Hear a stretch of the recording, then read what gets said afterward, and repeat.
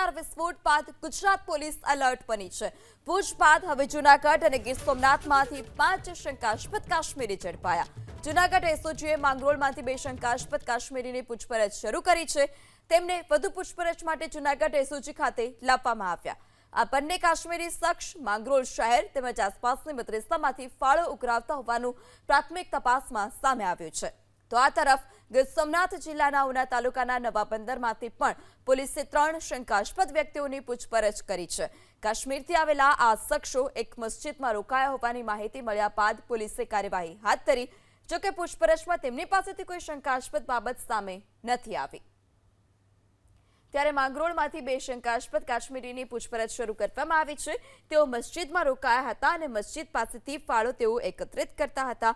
જે પૂછપરછ કરવામાં આવી તે પૂછપરછમાં કોઈ શંકાસ્પદ બાબત સામે નથી આવી। આ પહેલા થોડા દિવસ પહેલા કચ્છમાંથી પણ 3 કાશ્મીરી શંકાસ્પદોની અટકાયત કરવામાં આવી હતી।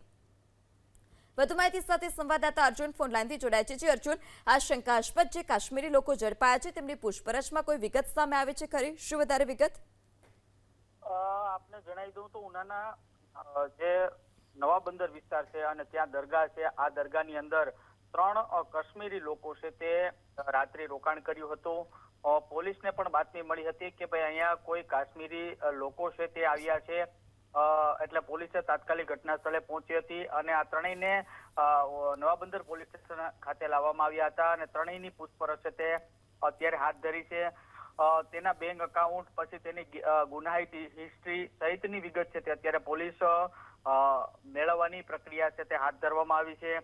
સાથે સાથે એસઓજીએ પણ આની જે તમામ ગતિવિધિઓ છે ક્યાંથી આવ્યા હતા, દીવ આવ્યા હતા અને દીવ બાદ નવા બંદર વિસ્તારમાં પણ આવ્યા હતા, તેને લઈને પણ હાલ એસઓજી અને નવા બંદર પોલીસે તપાસ હાથ ધરી છે।